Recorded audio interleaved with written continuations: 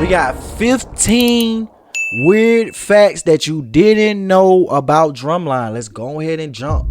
Let's jump into it. Let's jump.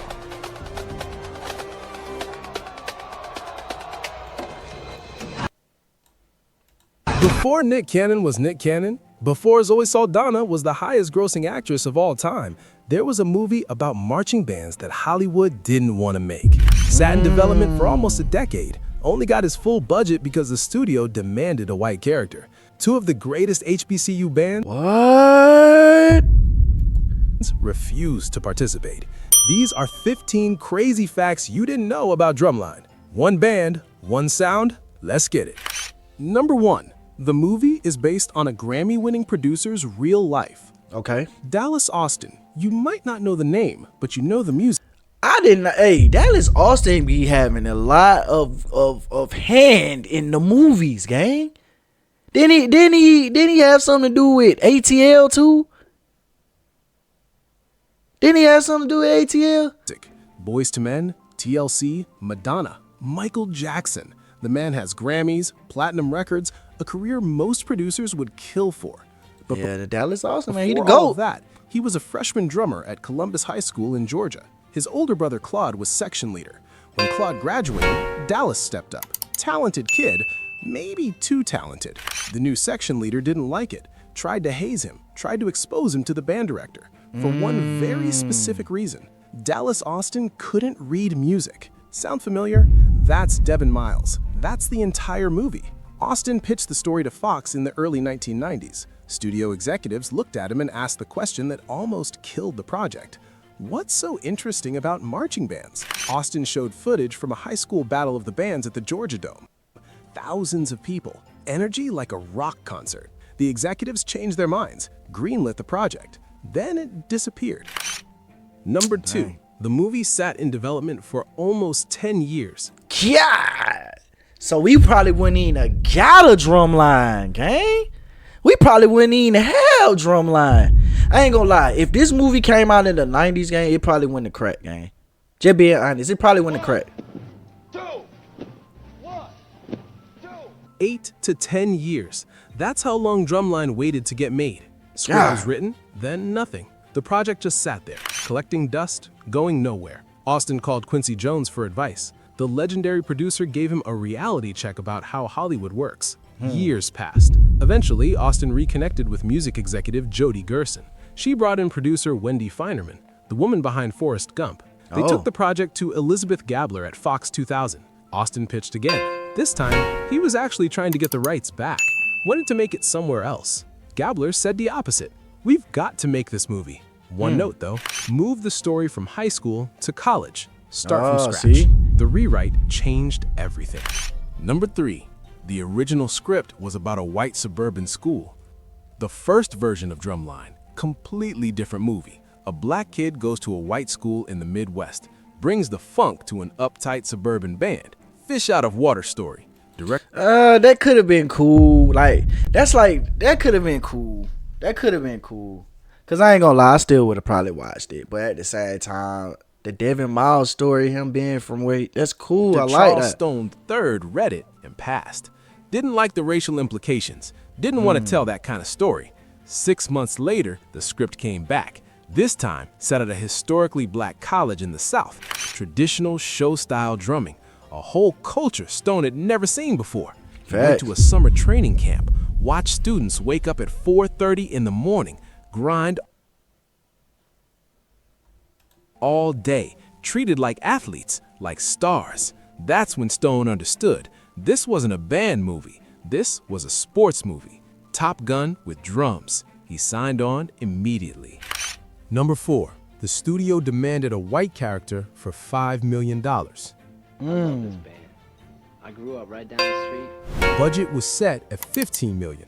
Stone wanted $20 million. The studio had a condition: add a white character. They said it was about marketing. Without a white face, it was an urban film. Couldn't sell it to wider audiences. Stone pushed back. Eventually, he had to compromise. His words exactly: in order for me to get the additional $5 million, I had to create a white character. Dallas Austin found a solution on the Morris Brown campus. A white kid with red hair playing cymbals. Grew up in the Atlanta neighborhood, always wanted to be in a band. That became GQ's character, Jason Floor, the compromise that got the movie made. $5 million. One white drummer. Number 5. Leonard Roberts was genuinely sick during the final scenes. Oh, wow. According to Pasdar, I should not be alive, so I'm thankful to be here. But that's one of the badges I got. Sean Taylor, the senior drum section leader, the guy standing between Devin and everything he wants. Leonard Roberts played him perfectly, intimidating, intense, a wall of discipline. But watch the final scenes closely. The BET Big Southern Classic, the championship. Roberts looks different. Sweaty, weak, struggling to stay upright. That wasn't acting. Roberts was genuinely sick during filming. Really sick. The production couldn't stop. 2 days in the Georgia Dome, 50,000 extras. No time to wait. So he pushed through. Every bead of sweat on Wait, they said what? 1,000 extras. No production couldn't stop. 2 days in the Georgia Dome, 50,000 extras. 50,000 extras, gang? No time to wait. So he pushed through. Every bead of sweat on his face, real exhaustion. Every moment of weakness, real illness. The performance you see on screen is a man fighting through his own body just to finish the movie. Number 6. Lil Wayne, T.I., and Kerry Washington all auditioned. The casting process was stacked with future stars. Lil Wayne auditioned for the lead role. So did T.I. Both rappers wanted to play Devin Miles. Lil Producer Wayne? Dallas Austin said T.I.? T.I. represented another part of my character, but felt Nick Cannon was closer to who he was. Talented, but not overly cocky. The final choice came down to Nick Cannon. No, Lil Wayne or T.I. in this movie would have been crazy, gang. That shit would have been... I don't know. They should have still kept them in the movie, And but Lee Thompson Young. I don't think they wanted to. Yeah, I don't think they wanted From to the do famous Jet Jackson, Cannon got the call. For Sean Taylor, director Charles Stone III wanted Khalil Kain from Juice. The studio pushed for Leonard Roberts instead. Stone fought for Kain, but eventually gave up. Roberts got the role. For Layla, it came down to Zoe Saldana and Kerry Washington. Stone said both were fine as all hell, but felt Washington's technique was a little too refined at the time. Saldana had a realism he preferred. 3 future megastars. None of them got cast. Number 7. Nick Cannon slept with drumsticks tied to his hands. What? I bet you that is hard for you, B. Here's the problem. Nick Cannon wasn't a drummer. Played a little as a kid. Nothing serious. Nothing like what the movie required. Devin Miles was supposed to be the best. A prodigy. Someone who could go toe-to-toe with real HBCU drummers. So Cannon trained, obsessively. His drum double was Jason Snoop Price, a real drummer from Florida A&M's Marching 100, one of the best in the country. They practiced together in Cannon's hotel suite, hours and hours, day after day. Cannon carried drumsticks everywhere, beat on tables in restaurants, flipped them in the air walking down hallways, worked the practice pad until his hands cramped. And at night, he tied the drumsticks to his hands while he slept. Not a metaphor. Literally tied them to his hands. The goal was simple, no faking it. While Jason Price stepped in for the lightning-fast close-ups of the solos, Nick Cannon refused to use a double for the rest. When you see those massive wide shots of the final battle in the Georgia Dome, that's really him. Every stick flip, every step, and every beat of the choreography was performed by Nick himself. By the time the cameras stopped rolling, he wasn't just an actor, he was a member of the line. Number 8. Zoe Saldana had no hip mobility. Okay. 2 years before Drumline, Zoe Saldana starred in Center Stage, a movie about ballet dancers. She was trained, classical technique, pointed toes, and perfect posture. Then she got cast as Layla, head dancer in an HBCU marching band. Different style, different energy, different body movement entirely. Saldana admitted the truth. She had no mobility in her hips. Ballet doesn't teach you to drop it low, doesn't teach you the bounce and shake of Southern dance lines. That's a whole different language. She trained with choreographer Glenda Morton, drilled the routines until muscle memory kicked in. By the time filming wrapped, Saldana said she could drop it like it's hot. She almost didn't get the role though. Kerry Washington auditioned for Layla, made it to the final round. Stone had to choose between two future superstars. He picked Saldana for her realism, her chemistry with Cannon on screen. Good choice. Saldana. Nah, Zoe Saldana and Nick Cannon. That was the perfect pick. That's a perfect pick. Not gonna lie, that was the perfect pick. But what I will say is, gang,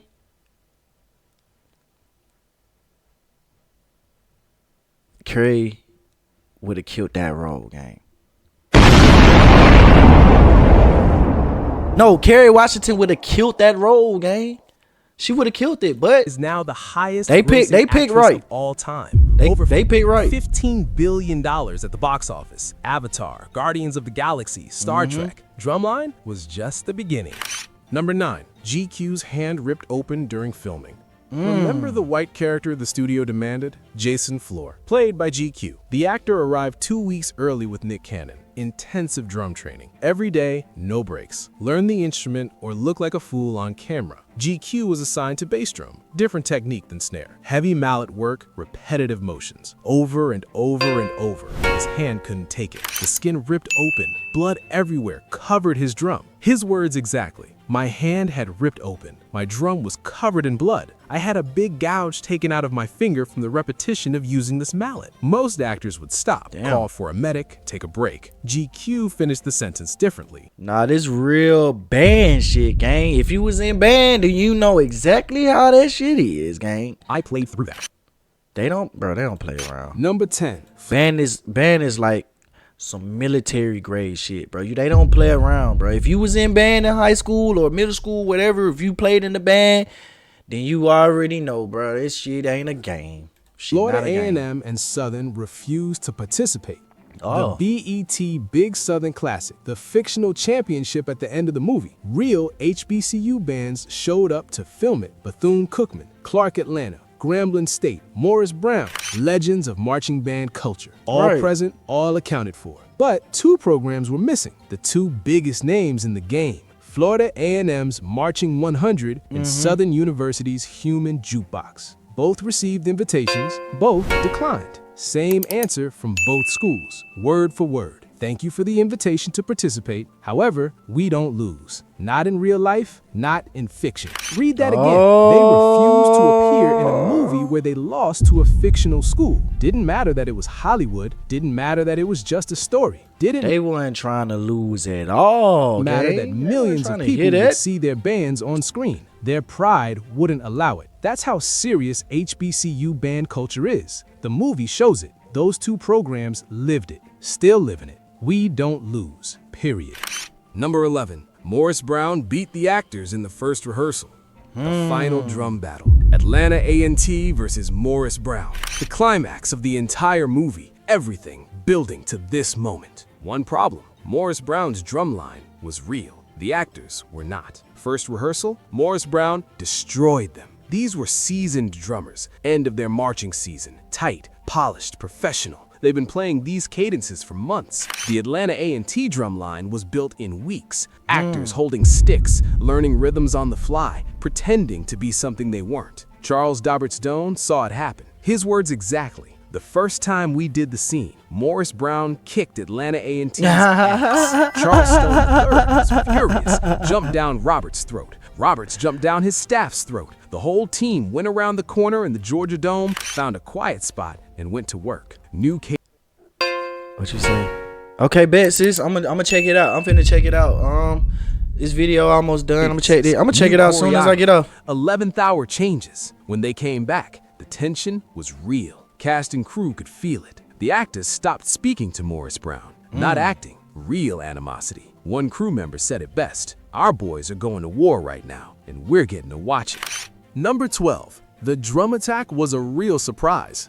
The most disrespectful moment in the movie. Morris Brown's snare line walks up, plays on Atlanta A&T's drums, throws down their sticks. In drumline culture, that's beyond insulting. That's warfare. You don't touch another drummer's instrument. Facts. Charles Stone III planned it carefully, told Morris Brown exactly what to do, rehearsed it with them. He did not tell Atlanta A&T. When it happened, the reactions were real. Nick Cannon, Jason Weaver, the whole line. Genuinely shocked, genuinely angry. You can see it on their faces. Jason Weaver's words, "We were shocked. We took that as a real insult." That wasn't acting. Stone ambushed his own cast to get authentic emotion. I ain't gonna lie, Jason Weaver was probably my favorite character in Drumline, bro.